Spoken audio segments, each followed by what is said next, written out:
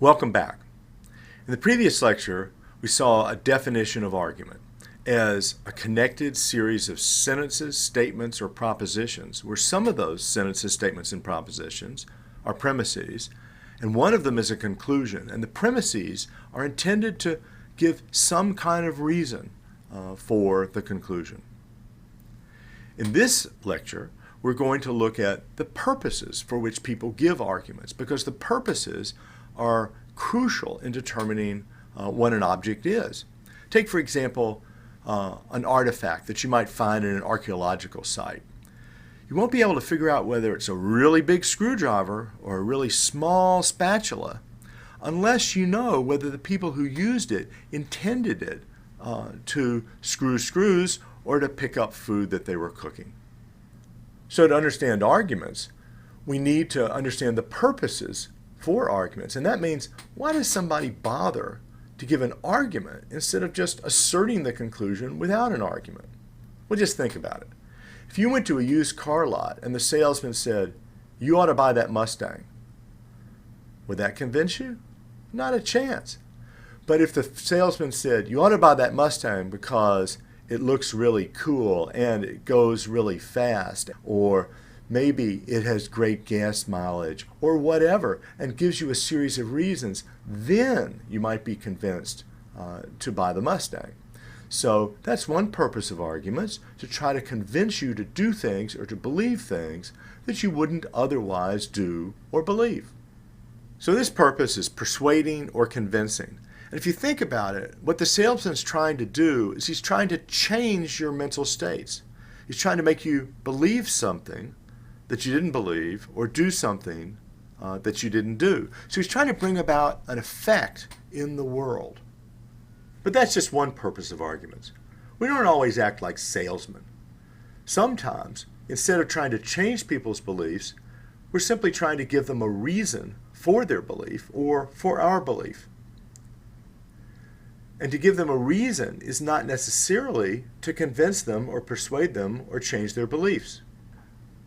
When we're simply trying to give them a reason to believe the conclusion, we're going to call that justification. So imagine that your friend, you're not a salesman, you're a friend. Imagine that your friend is thinking about buying a car. He doesn't know which one to buy. You might say, "Well, I think you ought to buy the Mustang because it looks really good and it goes really fast and it's actually got pretty good gas mileage and it's quite reliable," or whatever. You're not necessarily trying to convince her to buy that car.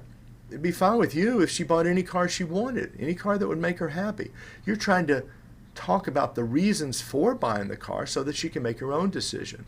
In that sense, you're trying to justify that decision or that belief that the Mustang is the best car for her to buy, and not necessarily to convince her or persuade her. If she comes up with great reasons to the contrary, you're perfectly happy, whereas the salesman wouldn't be.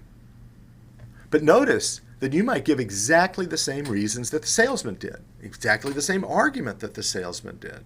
The difference lies in the purpose, because the salesman is trying to convince her to change her beliefs and actions, but your goal with your friend is to discuss the reasons for her decision or action. So you're thinking about justification, and the salesman was thinking about persuasion.